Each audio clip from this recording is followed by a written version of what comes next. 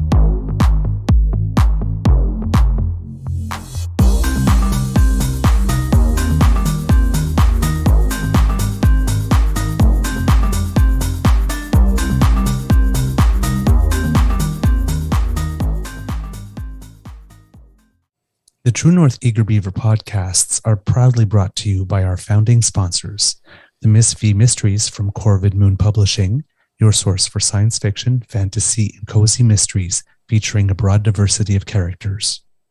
CanadianTarot.com, your uniquely Canadian online eclectic tarot community and forum, and the Pepper Master, hot pepper sauces made from fresh farm ingredients to thrill your taste buds and expand your mind.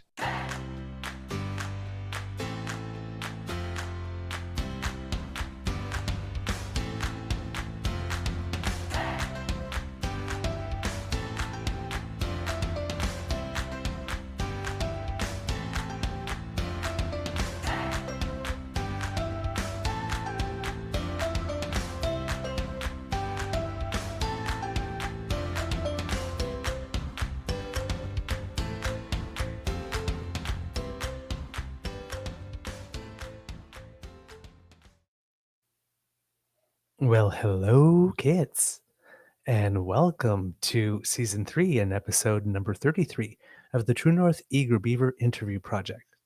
When we have the privilege of welcoming a guest to the Beaver Lodge, we offer them an opportunity for an extended chat to get to know them a little bit better and see what makes them tick.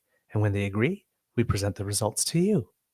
Today, recording day is Wednesday, September 6, 2023, and it has been a scorcher of a day here at the Beaver Lodge, with temperatures feeling like 36 degrees Celsius. For a year. I'm your host, the Eager Beaver, pronounce he, him. Hey, Mr. Beaver, you're a little schwitzy. And, well, I am just elated that you have taken time out of your life to include us into your day.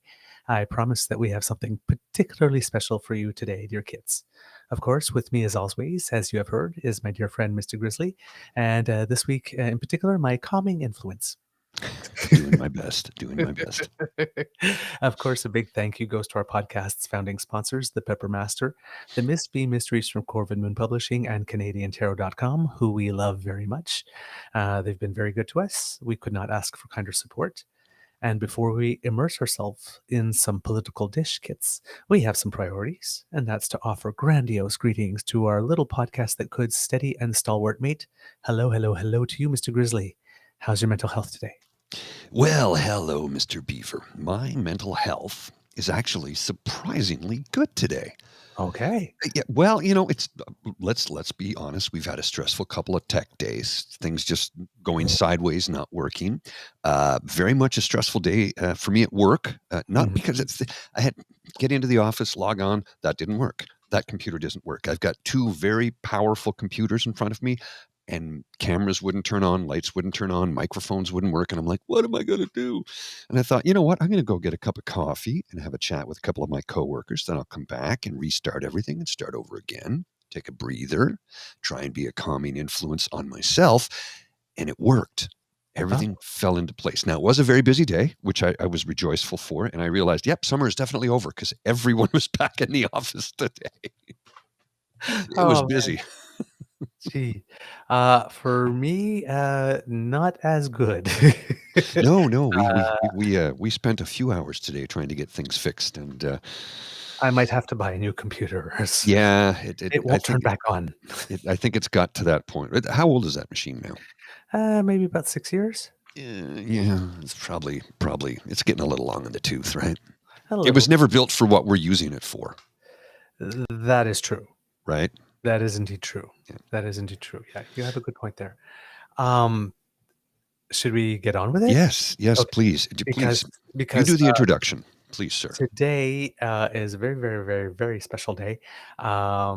Kits, for the very first time on our show, we have a guest at the Beaver Lodge who is actually a currently elected and serving official or representative. We've had candidates a couple times, but we've never had somebody who was in office at the moment that we were recording. So this is a first for us. We are very, very pleased. We are honored that this person agreed. It's been very hard for me to keep it a secret. You've been trying to unwrap the Christmas present all week, and I'm like, no, dude. I haven't. So I'll tell you a little bit about our guest. He was born in Kingston in 1975 and has lived in Kingston throughout his life. He's a husband with 3 children. He has a degree in economics from Queen's University and studied computers at St. Lawrence College. He was elected to the city council here in Kingston in 2006, so started in municipal politics, then became mayor in 2010. Not too shabby. Yeah, that's And pretty darn then good. that's pretty good. And then he became elected as the Liberal MP for Kingston and the Islands in 2015, re-elected in 2019 and 2021. I take it that he was a pretty good mayor. Well, I've read his pedigree, and I'm like, look, this is and I'm not kissing his butt. I know he's in the green room; he can hear and see all of this. Oh, yeah. But here's the thing: not kissing his butt. I've read about what he's done for his constituency, for the citizens of Kingston. This is a good guy. This is the kind of guy that we want to have on this show to talk with and figure things out with. So, shall we bring him in, sir? Sure. Just to finish off the presentation, after the 2021 election, he was named the parliamentary secretary to the leader of the government in the House of Commons. And he's very passionate about environmental issues, has been very vocal that the government needs to take greater action to address climate change. Kits and Cubs, please put your paws up for MP, the Honorable Mark Gerretsen. Good day, sir. Welcome. Thank you very much for having me. That's quite the introduction. I hope I live up to the expectations. Well, I think you will. Yeah, because one of the other reasons we asked you to be on our show is because your Twitter game is pretty strong. Yeah, great respect for that. Absolutely, we have much respect. Yeah, thank you. You take some pretty I guess we could say trenchant positions. Mm-hmm. Yep, you're very clear. You're not ambiguous. We know where you stand, and you're not afraid to put an elbow up now and then too. True. And the things that we respect the most is it's always fact-based. Yes. You don't go with QAnon stuff. You don't go with conspiracy theory stuff. You don't spin lies or say stupid things in the house. You're always fact-based. This show is facts, 100%. And we hold everybody to account on this show. Now, we're not going to grill you. That's not what we're going to do. It's nothing like that. But it's like, when we see an MP who spews obvious lies and conspiracy theory stuff, and I'm not going to mention any particular names, we get really upset by that because that's a disservice to Canadians. And whether any of the viewers or listeners voted for that particular political party or not is neither here nor there, because every single one of us, he works for us, right? You work for us. You represent all of us. I mean, even though you have your constituency base in Kingston, of course, you still, you're a member of parliament. You're a parliamentarian. Canadians want to see. Well, we want to see our country become the better place, the dream that it always has aspired to be. And then when you have, a certain member of parliament, who's, again, not going to mention the name, tends to go into the dis and misinformation area, I don't stand for that. I think it's really easy in this day and age to be sucked into that, quite frankly. I see people that I've known my whole life start to talk about misinformation, or start to make claims that are based on misinformation or disinformation. And I think it's one of the biggest threats that we currently face Agreed. as a society is people's access to good information, reliable information. And I'm not even talking about opinions, just facts. And getting, we used to rely on people coming to their own conclusions based on the information that they absorbed. Now we tend to absorb the opinions and conclusions that other people have made, whether it's Fox News or, quite frankly, some of the more left-leaning outlets from time to time. It's the same game, and I think it's really important as society, especially in a democratic society that relies on people having information in order to make decisions, that they get that information and then make decisions on their own.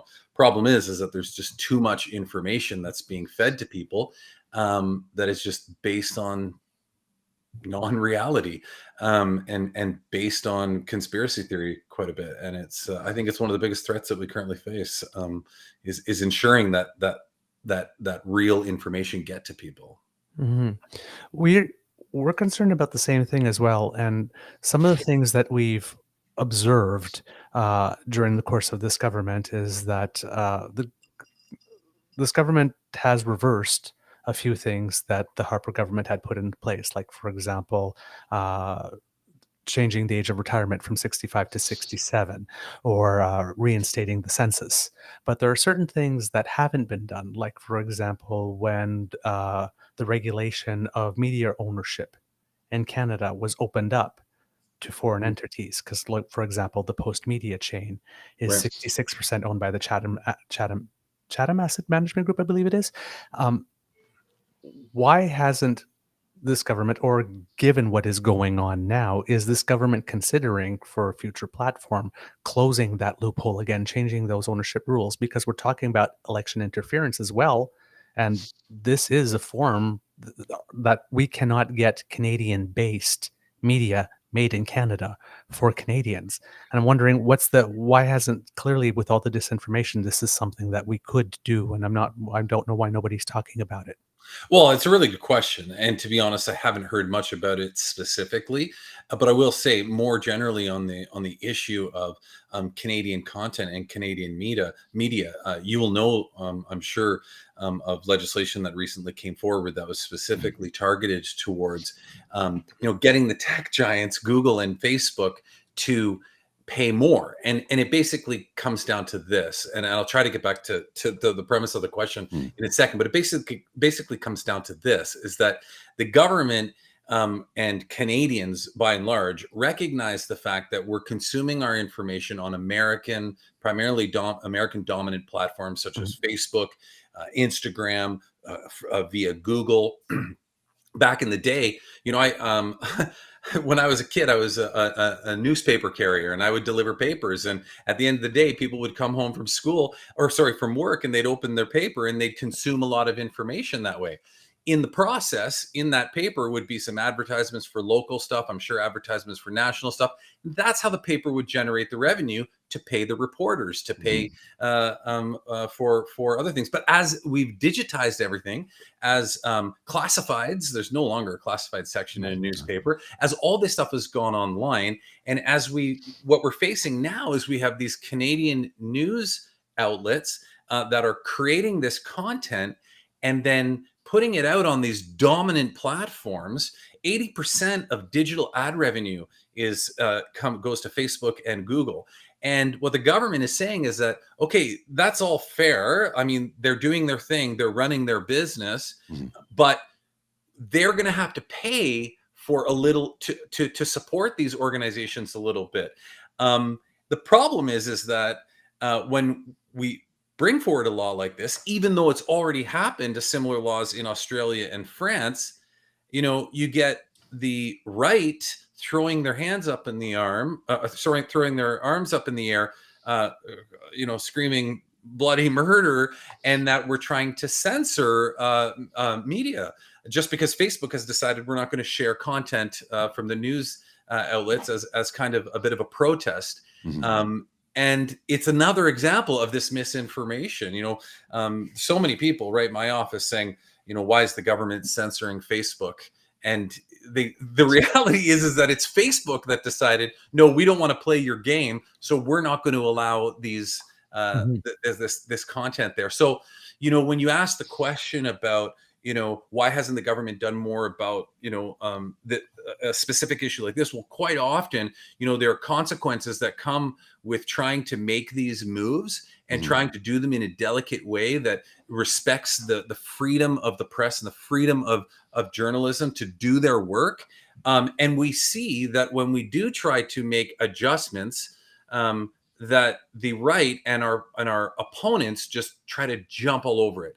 And in this particular case, we've seen conservatives jump all over this issue as though it's a freedom of information issue, when in reality they ran on it in the last election. In the 2021 platform, there is a full paragraph on exactly what we introduced, including referencing the fact that this legislation had already been introduced in Australia and France and is successful there. They said, we're going to build on that. Well, that's literally what we did.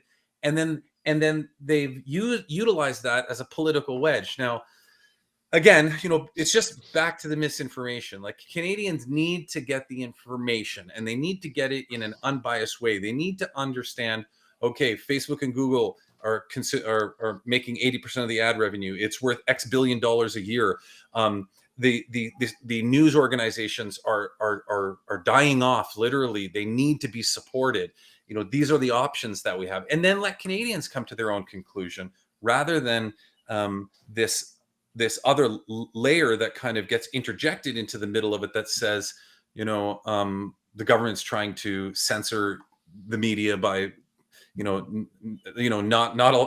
allowing Facebook to put content on there. And so I think it all comes back to this general theme of misinformation, and ensuring that people have the right and accurate information in order to be informed and create their own conclusions as to what should or shouldn't happen. Okay. But to that end then, because you either get accused of one or two things, right? You get accused of trying to censoring, or, for example, you're buying off the media so that they publish your quote unquote propaganda. Right. Those are the two narratives. You can't win either way. Yeah. But okay, I understand having more dollars to fund more local media and more Canadian-based media, but they're only Canadian-based so long as they're Canadian-owned. Right. Like this. And so the original question was about the ownership of our media. Why is it that we are allowing now, like, okay, maybe we had an experiment, we tried it, and now we're at 2023, and the job of the government of Canada, regardless of the party or the stripe of the day, to ensure that the citizens are able to cast a fully informed vote. Right. That is being hindered at the moment. My right as a citizen to cast an informed vote is being interfered by the fact that, I don't know, about 80% of print media in Canada, which is from Post Media and the Sun Chain, is controlled by an American organization that is really, really, really favored by the GOP at the moment. So, and their editorial bent and their objectives in presenting information to us would not be the same.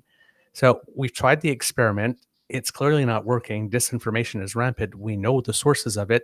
Why are we not closing the loop, or why is that not a policy plank or a fairness doctrine, for example? Again, it's a great question, and I'm unsure of the exact reason or where the government is in terms of its planning in that, and they might be well down that path. But I mean, I imagine that there's a number of things that interfere there. How it affects our NAFTA agreement and our trade agreements. What is and isn't allowed there. Will we be violating part of an agreement by doing that? Where do we draw that line on sovereignty? And also, there will be people out there that say, well, just because it's right leaning doesn't, is that a reason to just because the right leaning and American, is that a reason to interject and create policy around that? So again, I mean, I think that they're very delicate situations, and I think that quite often you have to look at the consequences of what the ramifications will be in terms of how people interpret what the government is trying to do when it comes to something like that. I'm just giving my opinion on this. I don't know exactly why at this stage. I'm happy to look into it, but I think that there's genuinely we always have to be considering the manner in which the information is going to be utilized and going to be used to create potentially more misinformation and disinformation. But it is an excellent observation nonetheless. Mm-hmm. Well, and the thing that we're always concerned about is the mis and disinformation that gets spewed out on a daily basis. It's dangerous to democracy. It's dangerous to Canadians. It's a threat to our way of life, quite literally, because when you have, when you look at it, how did January 6th happen in the U.S.?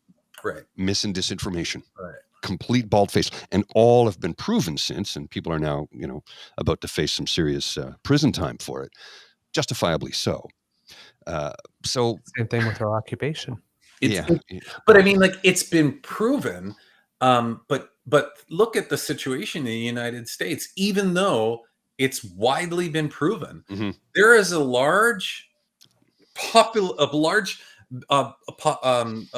percentage of folks that live in the United States that believe that there's some kind of conspiracy and corruption at the highest levels of government. I mean, there are people that believe that in Canada and continually spew that information.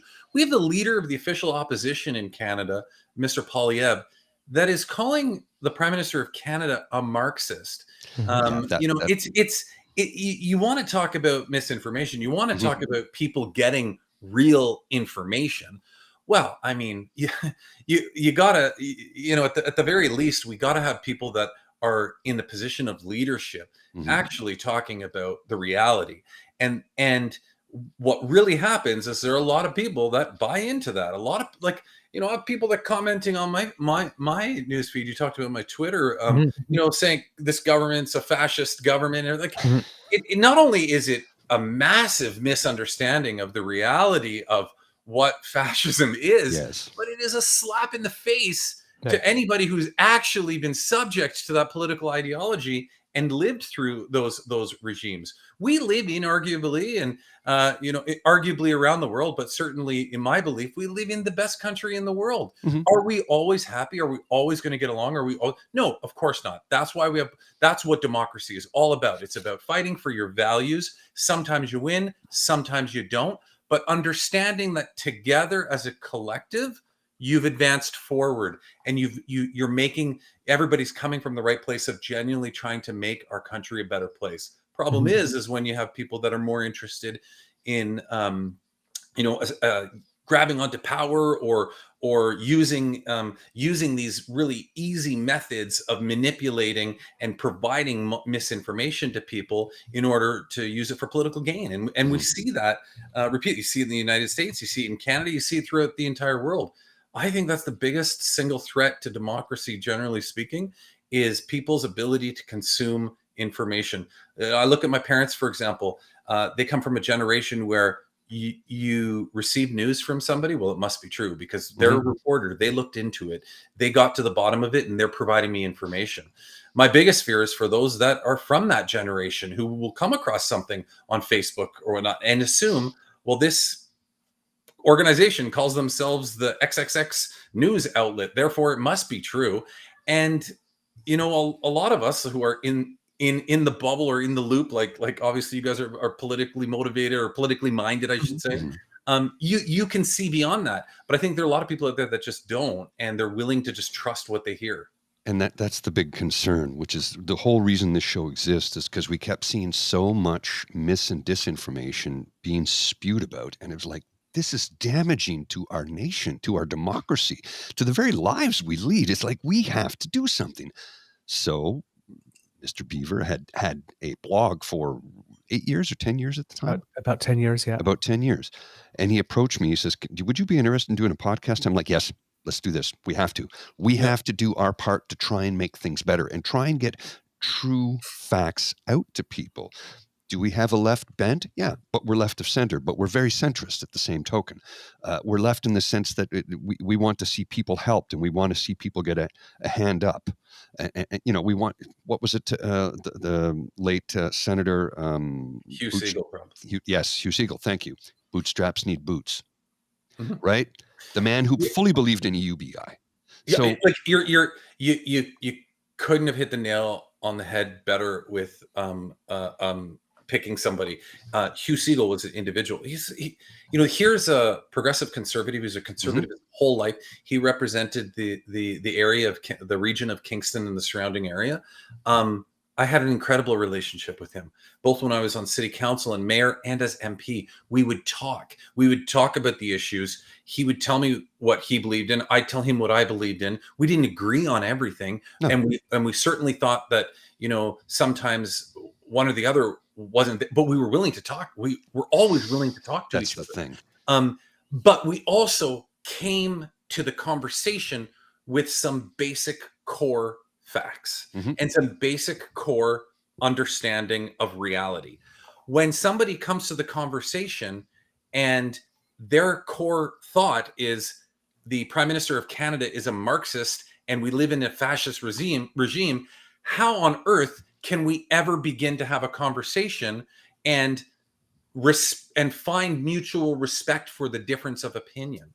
Well, that's just and that's what I find to be the most alarming. But the individuals like Hugh Siegel, like Senator Siegel, who was an inspiration to so many in terms of the way he conducted himself.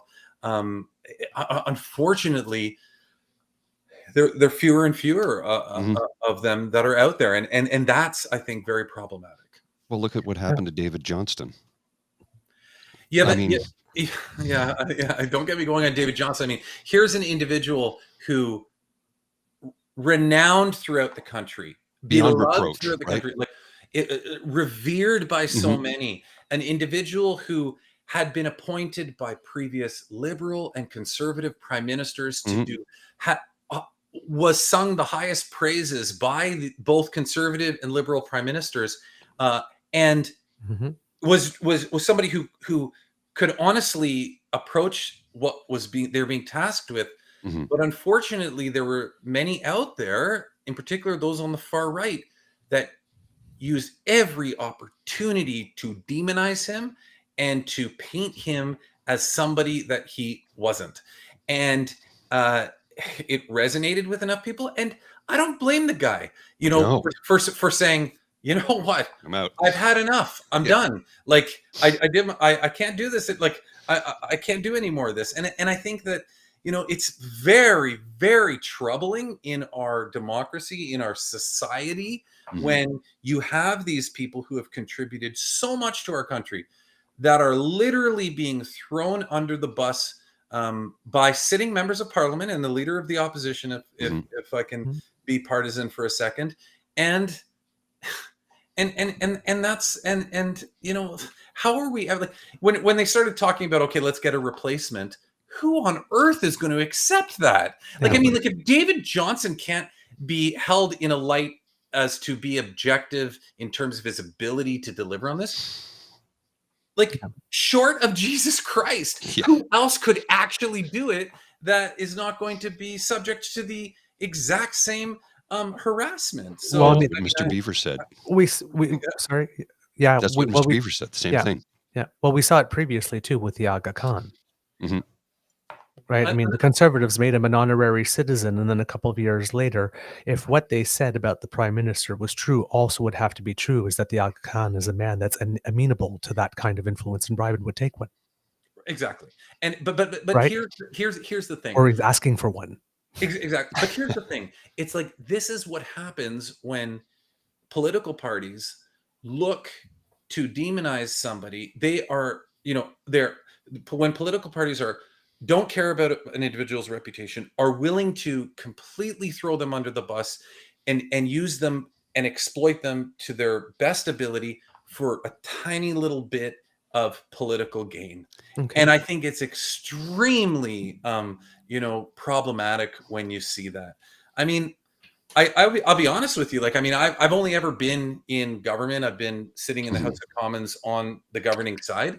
I often think to myself, like, would I act like that if I was in opposition?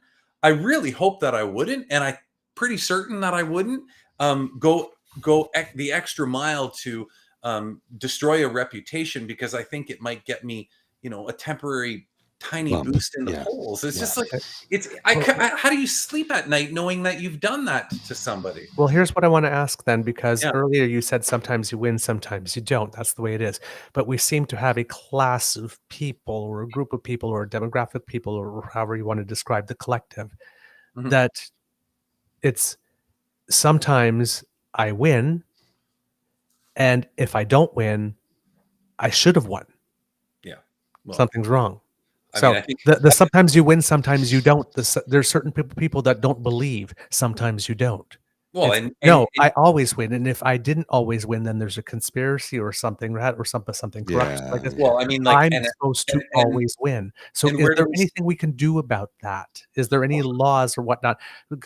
I know that, for example, in politics, when we talk about truth in advertising, we turn around and we say, well, we can't because you have to allow political speech.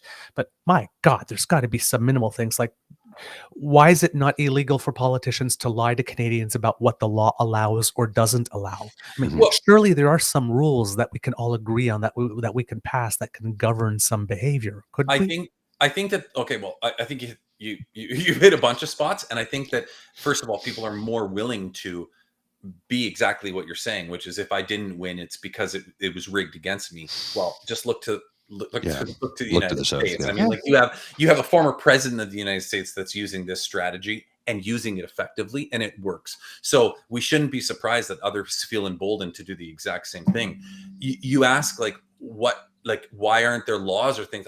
I think that it is the decency of being in a society Mhm. that obligates you to act in that way, to act in a truthful way, and to represent things to the best of your knowledge, and to not utilize that, especially as an elected official. I think that the way things go in democracy is basically, you hold people accountable when you vote for them. Mhm. So if we're, if it's determined that somebody's been lying to them the whole time, well, then the population, the populace, the electorate should vote them out. But sometimes the majority of the electorate agrees with them, and what do you do? Like, I mean, that's democracy. That's how it works. And so I genuinely think that it's got to be through education. It's got to be through information and informing people about Civics, basic civics civics. and what's real and what's not. And I Yeah. think that that's one of the biggest struggles. I mean, I don't think that you would ever want to make a law around something like that, because, well, I mean, I shouldn't say that. I mean, About like, not, for example, basic things like not lying to yeah, Canadians about what the Constitution allows and doesn't allow, Right. what the law allows and doesn't allow. I mean, There are certain things that you Well- should not be allowed. well, again, it goes back to civics. You guys would probably be surprised at how many people email my office when we have a debate around guns and say it's my Second Amendment right, and it's like, what's the Second Amendment in Canada? Like, It was bringing Manitoba, allowing Manitoba to become a join province, right? Confederation. People just listen to the NRA stuff south of the border and assume that it all applies here. You would be surprised how many people actually contact me and say that. But That's I mean, disturbing. like, it is fascinating, just to watch that. But I should say that there is some accountability. Mhm. Like, now you're starting to see in the States where they're holding Donald Trump accountable for a lot of the misinformation and lies. And I mean, like, I've been following some of the news that's going on there too. And now you're actually starting to see some of the people that were part of the insurrection that are trying to hold Donald Trump accountable. There's the Yeah. one individual that was sent to jail, I believe, for 7 years, and Yeah. he's now trying to sue Donald Trump because Donald Trump gave him the information Mhm. that led to his. I might not have the story exactly straight, but it's along those lines. It's the And I gist mean, of it. and I mean, like, so I think that there is a level of accountability in there. But I think that I think the accountability comes through the people. People have to hold elected officials accountable, but it's only going to happen if people have access to information. And I'm not talking about access to YouTube videos and watching people on YouTube. I'm talking about real information. We live in an age where, and it's only going to get worse with deep fake and whatnot, but we live in an age, AI. We live in an age where we're consuming a lot of information, and just because you hear something, you have to start to say to yourself, okay, I better check this out before I totally buy into this. Google it, try to find somewhere, where a source that you can actually trust. I'm always leery of those sources that are like those news stations that I've never heard of before. Yeah. Because who are they? You never know, right? So I think that that's really important. And by the way, I say this about myself. Anything I say on here, anything I say to anybody, if you don't particularly agree with me and you think that maybe I'm not being fully truthful, Google what Google it, find out on your own, do your own thorough research. And then if I'm wrong, tell me. And I'm willing to take that. I'm willing to look it up myself and say, okay, I was wrong about this. It should have been, and it certainly wouldn't be the first time I've done it. But that's how we have to start operating in society. And that's disappeared, right? That's just seemed to have vanished. It's always about everybody winning the nanosecond, I think. Absolutely. Yeah. Okay.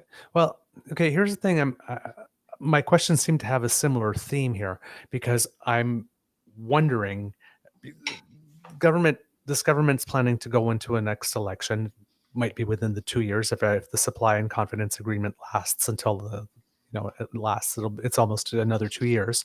Yeah. You recently had a retreat.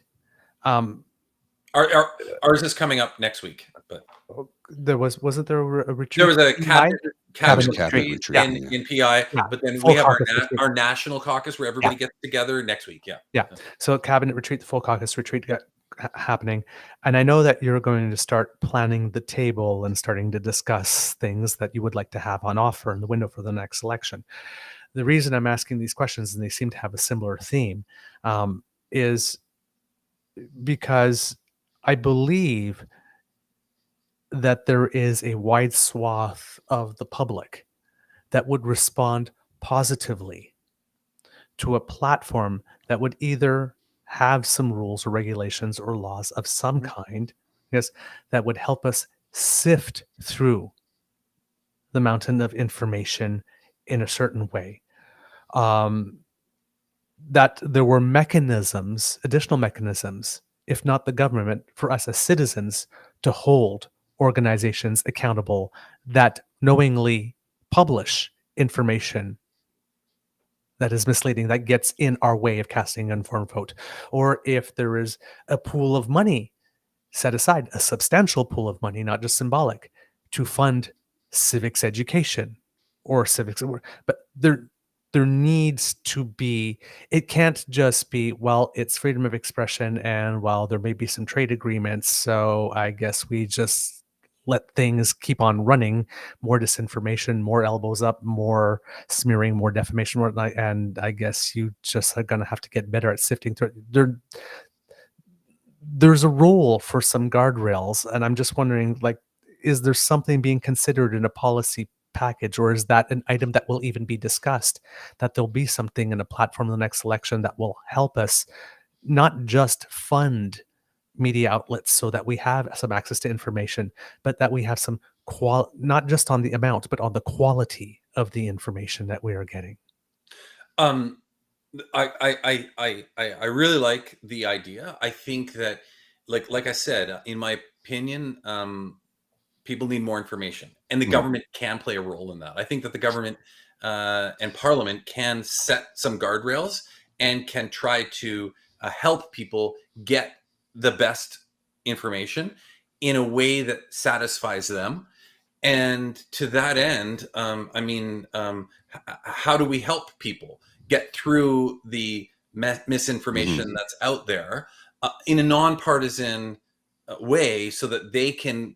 I think that there certainly should be mechanisms in place and I can tell you that we're always talking about misinformation. It's one of the issues that is always being discussed, especially, I talk a lot about it with my colleagues. Mhm. And, I'm totally open to discussing proposals as to how the federal government or via parliament or whatever it is can help people get access to good quality information that is nonpartisan. I think that that's actually a really good idea. I have not given that much thought. I think that the suggestion is good. I'd love to hear your thoughts on it, because I think that it's actually a good idea. How can the government assist people in making sure that they have access to information in a nonpartisan, non-political way? I think that that's really important. I'm thinking we call up Daniel Dale, ask him to come back home, and he just reports on all the lies that ever get spewed from the House of Commons. Well, yeah. That's what we need. We need a fact checker. Yeah, literally.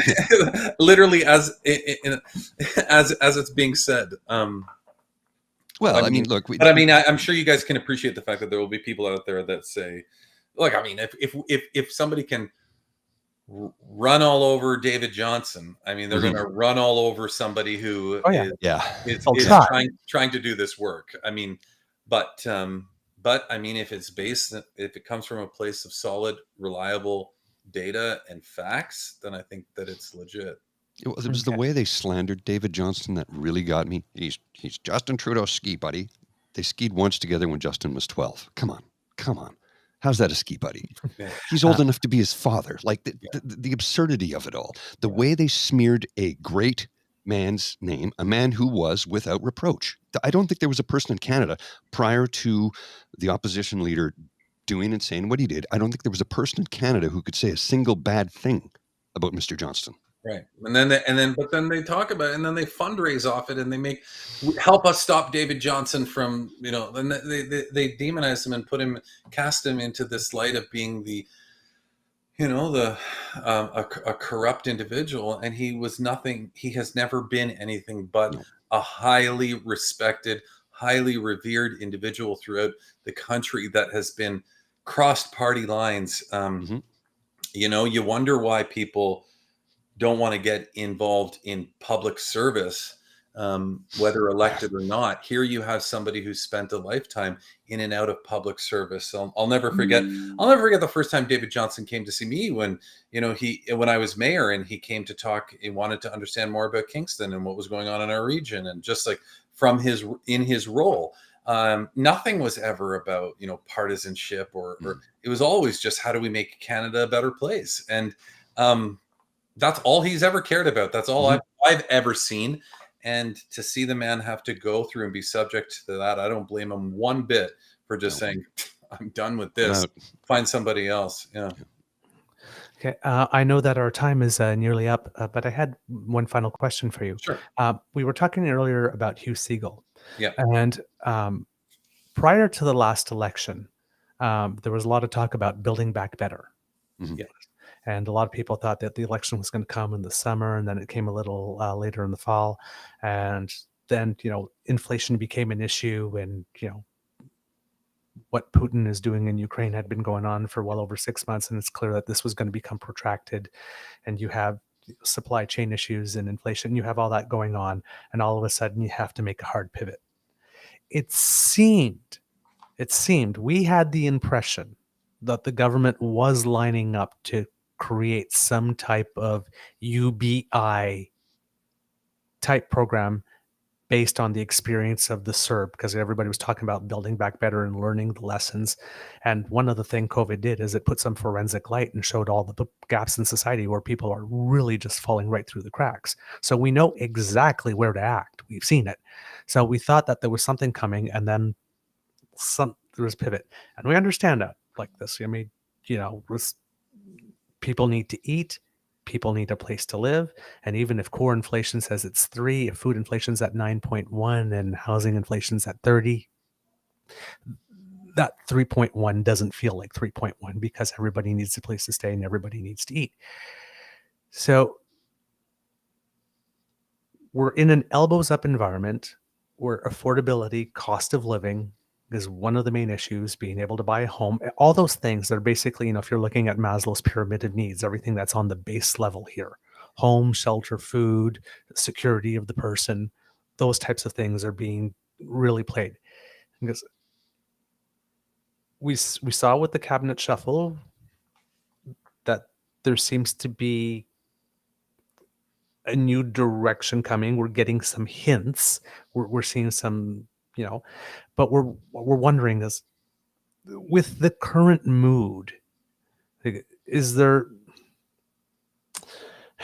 something more firm and definitive that is coming? Like there's a couple of policy items on that where you can stake a claim on the economy and stake a claim on affordability and actually, be able to give a couple of hip checks on your own, because right now, over the past year and a half, he's been pretty much allowed to say whatever he wants, free reign, and there hasn't been that much countering from the party. So again, you don't want to do it too early. I understand strategically when you have 3 years ahead, but now we're at 2, and we're doing that push. So is there, I know I don't want you guys to scoop yourself, but is there a concerted strategy? Is there specific areas and specific programs to appeal to youth, to appeal to rural Canada? Specifically, like those places, is somebody like really targeting and looking, bringing back a little bit of sunny ways, given that we can breathe a little bit now, or something? Or it just seems that there's a lack, if not aggressiveness, of very of firmness from the Liberal Party that said, "Hey, you guys can only go so far with this." Mm. Yeah, like, okay, I mean, you touched on a whole host of issues there, but I think the overall the overall theme is affordability. Mhm. And I mean, I don't think that anybody is glossing over the fact that it's increasingly difficult to get those basic needs, as you mentioned. Now we're seeing that, you know, so many people, especially as we come out of the pandemic and the war in Ukraine, and inflation is going up throughout the world. And now we're trying to tighten in on that. And you're seeing the monetary policy coming out of, the Bank of Canada to curb, to try to help curb the inflation. And the government spent a lot of money during COVID. And so I think that what you're seeing now across the world is tightening of that fiscal capacity in order to spend. And I think a lot of it is right, and it is important. What the government is really trying to do, whether it's the $10 a day childcare, whether it's the Canada Child Benefit, whether it's the increases to OAS, old age security for seniors, whether it's the increases in the GST that's being given back, the government of the day is really trying to focus those supports to the people that really need it. So you might remember the difference between the Conservatives' universal childcare benefit and the Canada Childcare Benefit, which currently exists. Is the universal one basically said, did not matter if you were making $20,000 a year or $5 million a year, everybody got a check for X number of dollars for every child. Right. What we would rather say is, okay, hold on. If you're making, if you're making a lot of money, you don't need that check that you're getting for the universal child care.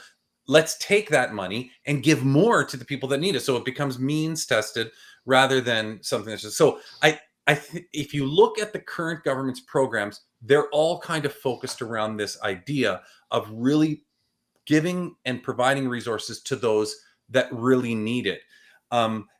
Is it going to capture everybody? Unfortunately not. You try to do as much as you can. You brought up universal basic income. I can say that there are a number of Liberals that talk regularly about universal basic income. We had a private members bill a couple of years ago. I was one of the seconders on that. Hugh Siegel and I spoke, were very on the same wavelength in terms of universal basic income. Look, I was mayor of Kingston for 4 years. I saw, like, in Ontario, your municipality or your county or region, however it's set up in your area, is responsible for delivering those services on behalf of the province. I saw a lot of waste and a lot of money that wasn't going where it was supposed to go as a result of, over administration and whatnot. The universal basic income is a great concept because it just says this is the threshold by which everybody is entitled to receive in order to get some of those most basic necessities. And it doesn't matter, all that matters is what your income is every year, and then you will be topped up to this amount. There are varying different models of how you implement it, and I won't get into those details right now. But at the core, it's about making it very easy for people to know and to break. What it also does is universal basic income you'll also see more entrepreneurs start to develop, people that want to start their own business but are afraid to leave their job because it means that they'll be without income. If you can give them those very basic needs, it might give them the incentive to take that risk. And who knows what business gets created out of that and how successful that individual becomes and what that provides to society as a whole. Right. So, I always look at universal basic income not as a social program, but as an economic program. Oh, yes. Because I think it will also encourage more women who are traditionally staying at home to get into the workforce. I think it will transition a lot in terms of how the economy works. And it will be, listen, when the economy does better, the very wealthy people do better. Yeah. When the economy does better, the middle class does better. When the economy does better, the people on the lower end of the economic spectrum do better. It's better for everyone. So for me, universal basic income, we have pushed, a number of us have pushed internally. Let's do a pilot project somewhere. I know at one time we wrote a letter supporting I think it was PEI, is one of the Atlantic provinces, requests to do a pilot project. I would love to see that. Ontario was doing a pilot project and then the current Ontario government came along, and even though they said in the election in 2018 they wouldn't scrap it, they did. It was literally the first thing they did on day one. And I really think that we will see that it won't end up costing us a lot more to do universal basic income, because you've got to remember, we're already supporting individuals, whether it's through social services, whether it's through supporting healthcare, whether it's in the emergency room. Like, so many people are already getting these supports. So I think that it's there's a lot to be said about doing a pilot project on something like universal basic income. Having said that, it is something that will cost a lot of money if it's not done very, very well. And therefore, I think we need the data by having done a complete pilot project to see how a made in Canada solution to UBI could be achieved. We've passed resolutions in our Liberal conventions about it. There's pressure on the government in terms of UBI, where they are right now on it. Could the federal government maybe do a pilot project, maybe on a reserve? That's another great idea. Yeah. Or maybe, at the end of the day, you have to appreciate the fact that a lot of these services are partially delivered by the feds and partially delivered by the provinces. So I think what you would really need is a provincial government that is interested in doing the pilot project, and you kind of work together to do it. A small province like PEI is kind of ideal, or a section of Ontario, maybe a reserve or whatever it is, would be ideal because you're working at it together. The federal government, it doesn't have the jurisdiction to just go in and do it on their own. So, much like the childcare agreements that were reached, you got to work with the other provinces to get them on board. That's why I was wondering on reserve, because you might have more given the number of conservative-leaning provincial governments at the moment. That's a really good point. Yeah. So maybe that would be a better solution. Actually, Never thought of that. I think or maybe even the idea. maybe even Centertown. Claim it. because, Claim it. we, Run with it. we famously in Centertown vote Liberal or NDP here. We Right. don't tend to vote Conservative, which is why I think when the occupation took place, we were so ignored by the province of Ontario because that's just a bunch of poor and working class people who don't vote Conservative. But that's just my theory. After the election is over, my father always told me, he was a former politician. He always said, after the election is over, you represent everybody. That's right. And it doesn't matter. It doesn't matter if they're Conservative or NDP. You represent everybody. That's right. And then when the next election rolls around, you fight for your values and what the Liberals stand for, or whatever political party you're aligned with. And I think that is great advice to any individual who is in office. Once you're elected, you represent everybody. But I know we see it, and Liberals are accused of it too. I think it goes around. But it's important. Although I realize that your comment was in a little bit of jest there, but you should not look at an area and say, I'm not going to help you because you didn't vote for me. I think that's extremely detrimental to democracy. Well, absolutely, and that's the thing that. So, I mean, I'm gonna cite something real brief here, and then I'll just we can wrap it up. It was the thing I noticed when President Zelensky spoke to the House of Commons, addressed the House of Commons, and each leader of the party at the time stood up. And when it came to one specific leader, she stood up in the House and said, Conservatives will be there to support you. But every other leader of every other party stood up and said, Canadians will be there to support you. And I thought, that's rather telling, don't you think? They're not. Are they not seeing themselves as Canadians? I'm not asking you to say. You don't have to comment on that. I'm just. Yeah, I didn't even notice that. I did not even notice that. Oh, I did. Yeah. Look, I mean, when you're the irony, I find the irony in that very rich, because every bill that we've brought forward to support Ukraine with aid, Conservatives have voted against. I know, albeit they're in the budget, so you can argue that they're voting against the budget, but it is slightly ironic. But notwithstanding that, listen, when we get elected, when anybody gets elected and you bring a budget and that budget passes through the House of Commons, the people, or, when it comes time to executing that budget, it doesn't matter whether it was brought by Liberals or Conservatives or NDP. It's now a Canadian ratified budget, and right. the money is, so Canadians are supporting Ukraine because this goes back to the beginning of our conversation and my reference to Hugh Segal. I might not agree with you on something. The whole point is we go into the House of Commons, we debate, we fight for our positions, and then we vote on something. And after we vote on it, it becomes the law.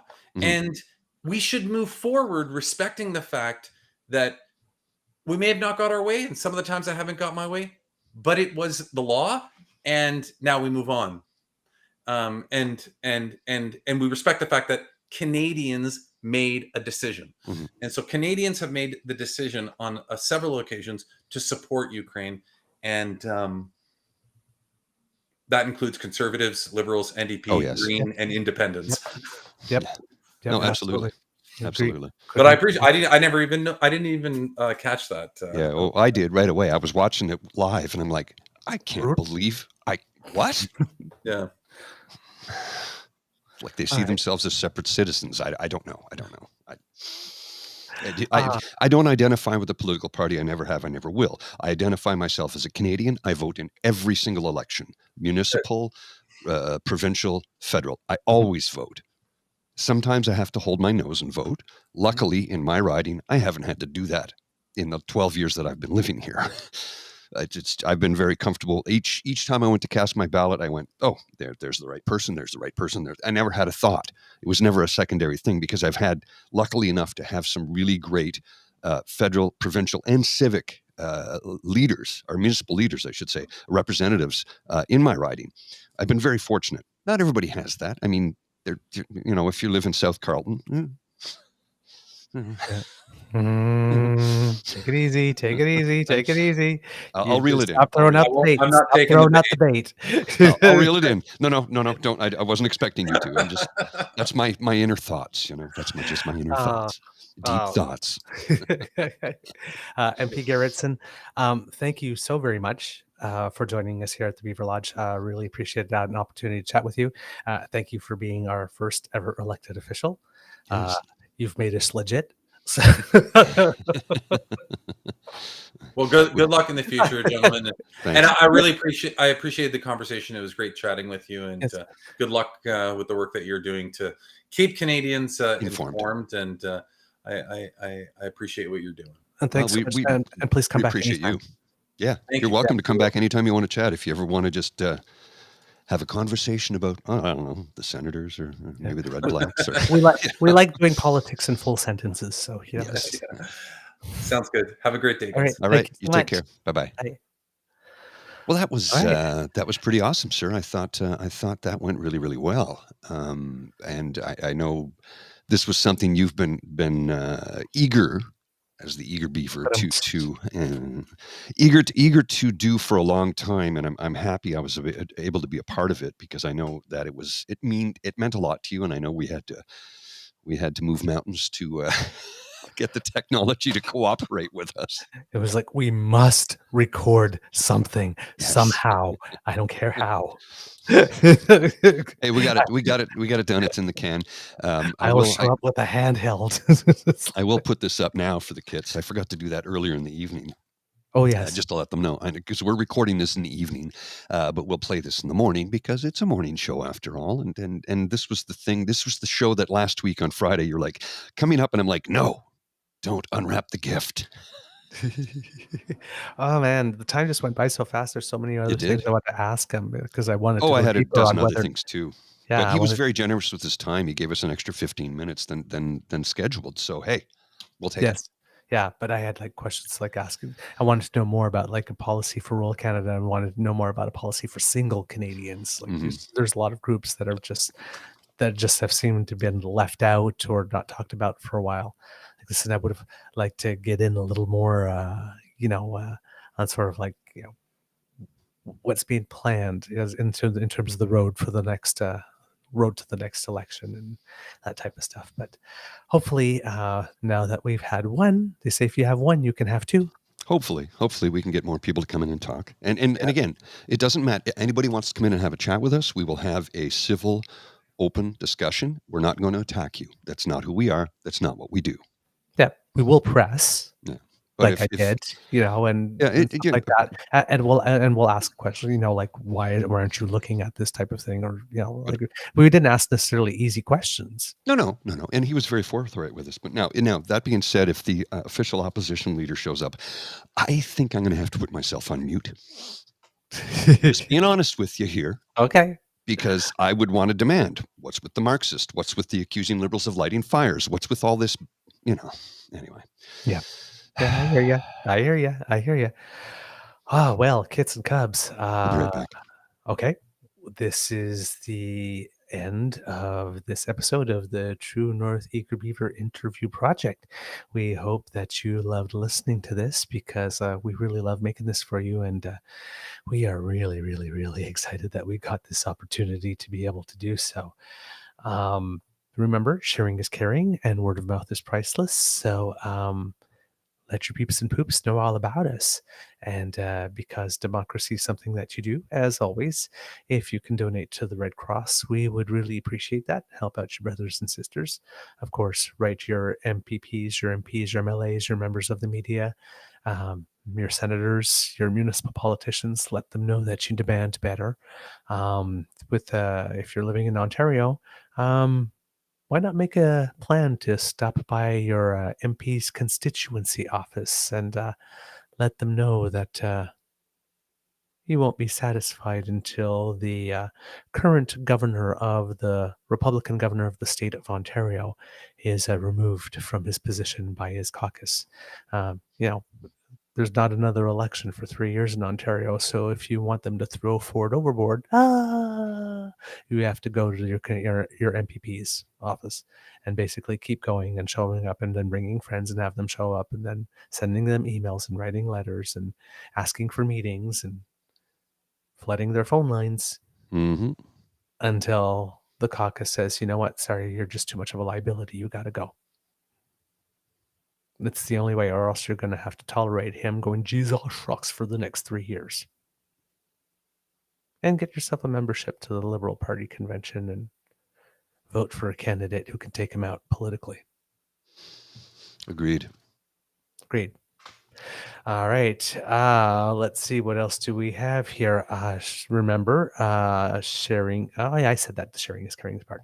If you really like this podcast, you can find us on Google, Spotify, Apple, every single grizzly beaver friendly platform that there is. Retweets, shares, gentle corrections, constructive criticism, compliments, requests, and positive reviews are always welcome. So if you want to make sure that would come to you when we have something fresh off the bandwidth, well, then you need to go to our Podpage site sponsored by The Ray Girl. Thank you so very much. Podpage.com/The True North Eager Beaver. That's podpage.com/The True North Eager Beaver, lowercase letters with a hyphen between each one of those words. And when you subscribe, well, you're on the list and you won't miss an episode. And since you are subscribing, even though we're not live, I am pretty sure that if she were here, Kit Elaine would tell you to smash those buttons. Smash that button, And baby. smash. Yeah. Smash. Like, Yes. share, and subscribe. Our 3 favorite words. Like, share, and subscribe. Actually, not our 3 favorite words. Free beer is, I think, my 2 favorite. But, I'm being realistic. Free beer. Free beer today. When they see free beer tomorrow, you show up the next day and like, no, it's tomorrow. What? No, it's tomorrow. Show up the next day. No, it's tomorrow. Tomorrow never comes. Free beer today. Those are my 3 favorite words. Free beer today. Oh, my word. Oh, geez. And finally, if you really, really, really, really just love us so much that you just can't stand it and you got to do something about it, like you just got to express your love, worry not. We got you covered because we work for tips. Feel free to buy us a cup of coffee or a pint of Guinness or a mug of hot chocolate. Or, you know what? Actually, I could use probably a Caesar or a double. Yeah, right about To be totally honest. It's been a couple of tense and stressful days. It's been, yeah. I've been a tense beaver. Yes. Yeah. We had to use some backup gear because we have a dead computer. So, but this worked out well. We MacGyvered it and it worked. Yeah. Yes, we did. Thank you. We'll get everything fixed up with all the new gear soon. It's just like how serendipitous. Here's some new equipment. Here's some new software. Here's some new stuff. Boom. Computer dies. Steve Clark resigns. You have your first interview with an elected official. And the computer works. Oh, yeah. Several times. It was very stressful. Oh, my God. Jeez. All right. We got through it. Let's wrap it up. We got through it. Nevertheless, we persisted. We persisted. Was it persisted or persevered? Persisted. Whatever. Yeah. Nevertheless, she persisted. So yes, we persevered. Yes. She persisted. We persevered. There we go. So if you want to support us and show us your love, that squiggly by Mr. Grizzly's head right there will bring you to our coffee page. And if you are listening, you go to coffee. That's ko-fi.com/eagerbeaver. ko-fi.com/eagerbeaver, lowercase letters, all in one word. And that's where you can make your donation. From the Beaver Lodge, this is your Eager Beaver and Mr. Grizzly saying, until next time, dear kids, it can be a tough world out there, so please be kind to and gentle with yourself. Mr. Grizzly, some words of wisdom, please. Well, I'm going to use your quoted theme for this program. Democracy is something you do. Get out there, write your MPs, your MPPs, your MLA, your city councillor, your town councillor, write to the mayor. If there's something that needs to be taken care of in your community, write a letter, drop it in the mailbox, and send it to them. Voice your opinion. And also maybe send your old flip-flops to a certain particular individual on Parliament Hill. I mean, summer is winding down, so you're going to need new flip-flops next year. Send the old ones to them. You know what I mean. All right, Mr. Grizzly. Roll them credits, please.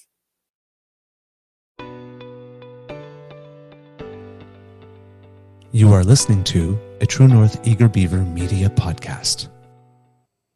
The True North Eager Beaver podcasts are proudly brought to you by our founding sponsors, the Miss V Mysteries from Corvid Moon Publishing, your source for science fiction, fantasy, and cozy mysteries featuring a broad diversity of characters.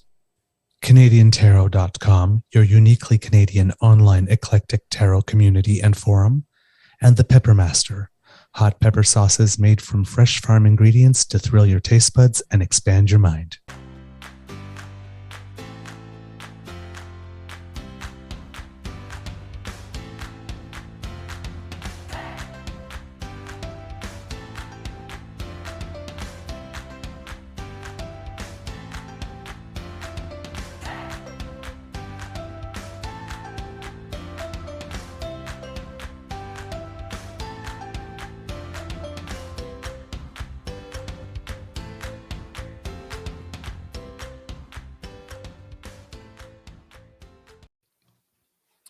All right, kids, before we go, since I haven't had a chance to do a show in the last few days, a couple of really quick tidbits. The election writ has been dropped in Manitoba. Election date is October 3rd. So we'll hopefully have some news for you from that. And at the World Cup of Basketball, Canada defeated Slovenia today in the quarterfinal, so advances to the semifinal. In tennis, even though all Canadians were quickly eliminated in singles from the U.S. Open, in women's doubles, Gabriela Dabrowski and Leila Annie Fernandez played against each other in the quarterfinals. So Gabriela Dabrowski won in that match, goes to the semifinal. She's paired with Erin Routliffe, who is Canadian-born, but somewhere along the way, I guess, immigrated to New Zealand and plays for them now. But there were 3 Canadian-born people on the court in that match. And it was really, really interesting. And there was one other thing, and for some reason, I forgot what it was. Must have been a lie. Must have It been a lie. must have been a lie. That's All what my right. mom always says. All right. That's all I got. Those are the things I remembered off the top of my head. Oh, yeah. The Bank of Canada rate remained unchanged. So there you go. Okay, cool. All right. See ya. See ya.